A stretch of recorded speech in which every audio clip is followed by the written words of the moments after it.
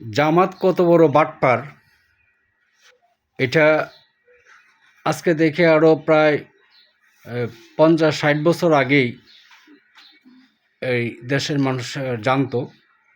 যেমন আমাদের মজলুম জননেতা মাওলানা ভাসানী বলেছিলেন, নীল নদের পানি যেমন নীল না, জামাতও কোনো ইসলাম না। চীনের পক্ষ থেকে বাংলাদেশের গরিব দুস্থ অসহায় মানুষের মাঝে ঈদ সামগ্রী বিতরণ করতেছিল। এইখানে জামাতের আমির সাহেব যে কোনো ক্রমেই হোক উপস্থিত ছিলেন। উপস্থিত থেকে কি করছে, এটা তাদের অনুদান হিসেবে প্রচার করে দিচ্ছে যে এটা জামাতের পক্ষ থেকে অনুদান দেওয়া হচ্ছে। চিন্তা করেন, ওরা আবার ইসলামী দল দাবি করে, ইসলামের কথা বলে। কত বড় প্রতারক আর কত বড় বাটপার।